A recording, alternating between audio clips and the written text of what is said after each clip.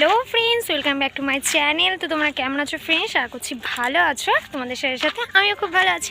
আমার চ্যানেলে তোমরা যদি নতুন হয়ে থাকো প্লিজ চ্যানেলটা জলদি সাবস্ক্রাইব করো, আর পাশে থাকা বেল আইকনটি টুং টুং টুং করে বাজিয়ে দিও, কারণ কি আমার ভিডিও নোটিফিকেশন যাতে করে তোমরা সবার আগে দেখতে পাও। তো আজকে কিন্তু ফাইনালি তোমরা টাইটেলের থাম্বনেল দেখে আই থিঙ্ক বুঝে গেছো যে আজকে কোথায় যাচ্ছি। হ্যাঁ, আজকে বড় মা দর্শনে যাচ্ছি। সেটা তোমরা আমার ভিডিওটা কন্টিনিউ করলেই বুঝতে পারবে। তো চলো বেশি একটা ভাট না বকে আজকের ভিডিওটা শুরু করা যাক।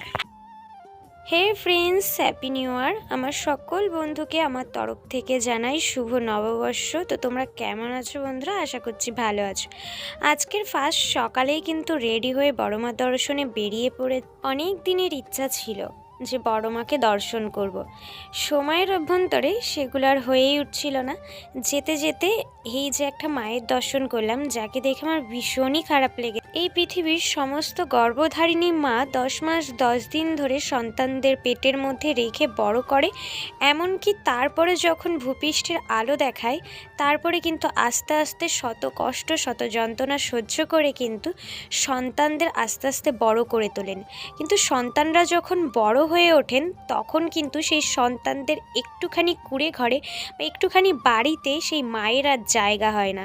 তো এই সমস্ত মানুষদেরকে আমি ধিক্কার জানাই, যাদের এরকম মেন্টালিটি, এরকম মনোমানসিকতা, মানে এতটাই ছোট যে আজকে ওই মাকেই রাস্তায় উঠে যেতে হয়েছে শুধুমাত্র সন্তানদের নাকি ভালো থাকার কারণে। তো যাই হোক, অনেক কথা বলতে বলতে আজকে কিন্তু মায়ের দর্শনে চলে এসেছে। আর এখানে যেহেতু ফোন অ্যালাউ না, তো আমি সেই জন্য ভালো করে মায়ের ফুটেজ ক্লিপগুলো নিতে পারিনি। যতটুকুনি নেওয়া আমার পক্ষে পসিবল হয়েছে আমি তোমাদের মাঝে শেয়ার করলাম। আর নাইটেই ছিল আমাদের এখানে অনুষ্ঠান। দেখতে দেখতে 2024 সালটাও কিন্তু চলে গেল। আর যতই সাল যায়, যত নিত্য নতুন সাল আসে, মানুষকে আরও নতুন নতুন রূপে দেখতে পায়। যাই হোক, যেটাই হয় ভালোর জন্যই হয়, আর যেটা হবে সেটাও ভালোর জন্যই হবে, এইটুকুনি আশা নিয়েই 2025-এ পা দিলাম।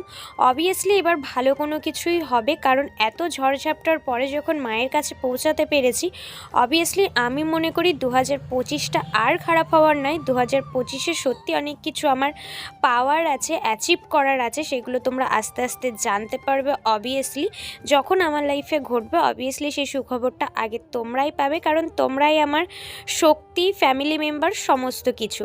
তা আজকের দিনটা আমার কাছে ভেরি ভেরি ভেরি স্পেশাল, কারণ কি অনেক দিনের ইচ্ছা আমার পূরণ হয়েছে। আর সবথেকে বড় কথা, যেটা মনের যে কষ্ট গ্লানিটা ছিল 2024-এর, অবভিয়াসলি প্রত্যেকটা মানুষের জীবনে ভালো মন্দ দুটোই থাকে।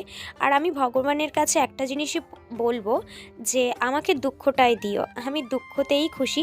মানুষের 2024 2025 নিয়ে অনেক অনেক উইশ থাকে, বাট আমার 2025-এর কাছে একটাই উইশ, 2025 যেন আমার জন্য অনেকটা দুঃখ নিয়ে আসে। কারণ দুঃখর মধ্যে থেকে সুখটা খুঁজে নেওয়া, এটা আমি মনে করি সব থেকে বড় সফলতা। আর মানুষ সুখটাকে বেছে নেয়, আমি দুঃখটাকে বেছে নিলাম। তো সেই দুঃখের মধ্য দিয়েই আমি হাসতে চাই, খুশি থাকতে চাই, ভালো থাকতে চাই। তো যাই হোক, 2024 তো খুব ভালোভাবে কাটালাম।